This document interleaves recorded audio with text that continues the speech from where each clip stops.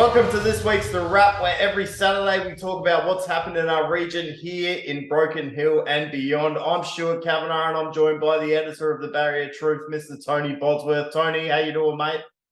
I am doing well, Stuart. And how's it going with you this morning? Yeah, pretty well. It's busy. It's been a busy week in the newsroom, hasn't it? There's always stuff going on, as we keep saying, but which is good, plenty to do. Okay, so let's look at some of the stories from this week then. Really interesting one story you did, Stuart, here about the Gauci sisters getting their bus stop. Now, we've all, at some stage in our life, waited for a bus and thought it's taking years to come. Now, they waited 50 years to get a bus stop. Can you sort of tell us a bit about that? Well, first thing I'm going to tell you is around here they call them the Gauci Girls. It's one of the first stories I worked on, actually, when I moved here to Broken Hill.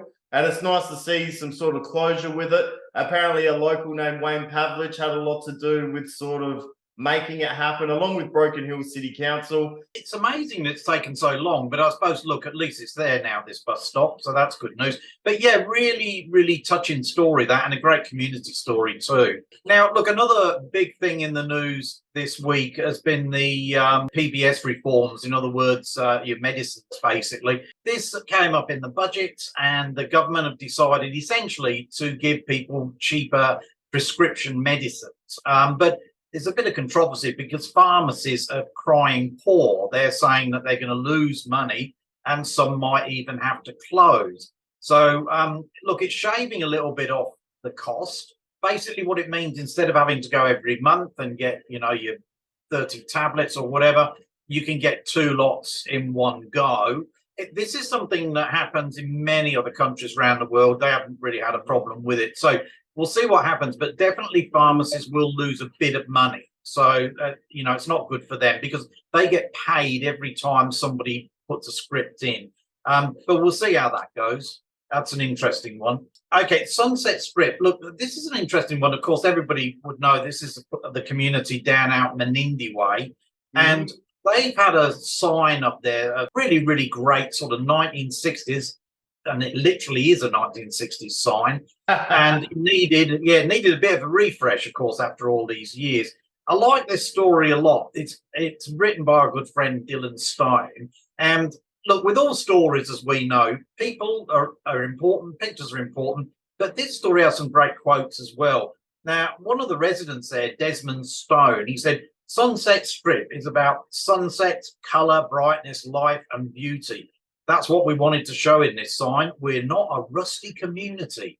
And the sign looks brilliant. Absolutely, mate. It's, it is a good lesson in, a community coming together and choosing a welcome sign with minimum fuss and controversy. So now, land values. We did a story on this some time ago because the valuer general, or his staff, obviously he didn't come himself, gave increased valuations on some land in Broken Hill, but also in the same street, sometimes there were cuts in the value of the land. Point being that the land values are reflected in your rates. So the higher your land value, we're not talking about the price of your house, we're talking about the land it sits on. The higher that value, the higher your rates are.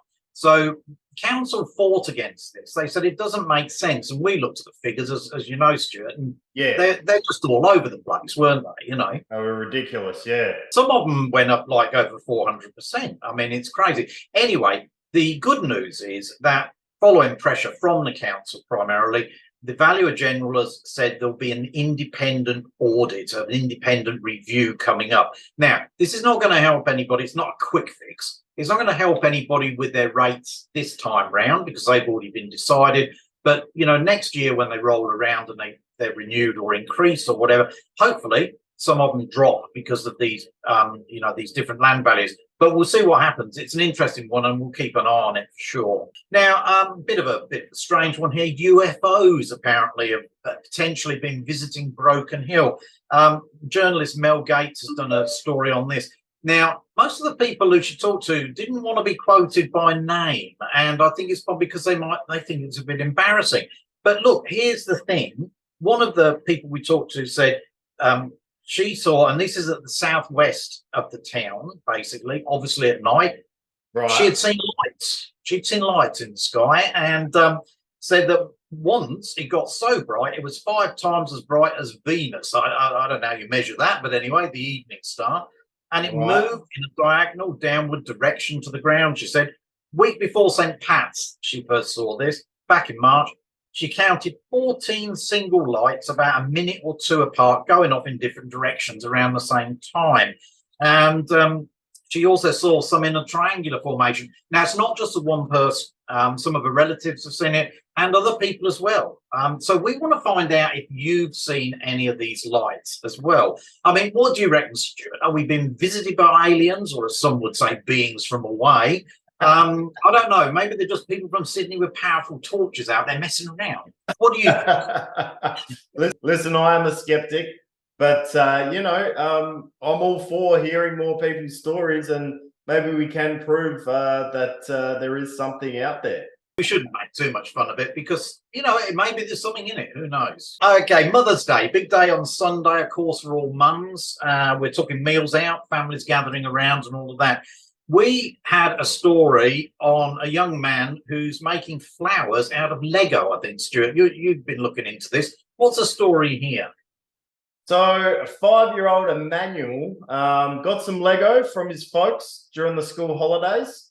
His mum's very proud. Yep. There's some pictures in today's paper of the Lego flowers. His sister is very talented as well. They're both very young. Anyway, so it all started in the school holidays. His mum gave him some Lego, as you do, classic childhood toy for you to play with. And he started constructing these flowers. They look incredible, and they're actually for sale on Facebook as well if you need a late Mother's Day present. And remember, everybody, if you'd like us to cover any stories that you've heard about or want covered, you've got community events, sports profiles, anything that you think might be newsworthy, get in touch with us. Send us an email if you want at news@barriertruth.com.au. Absolutely, mate. That is news@barriertruth.com.au. But if you've got nothing else, that's a wrap from the wrap. He's Tony Bosworth. I'm Stuart Kavanagh, and we'll see you next week.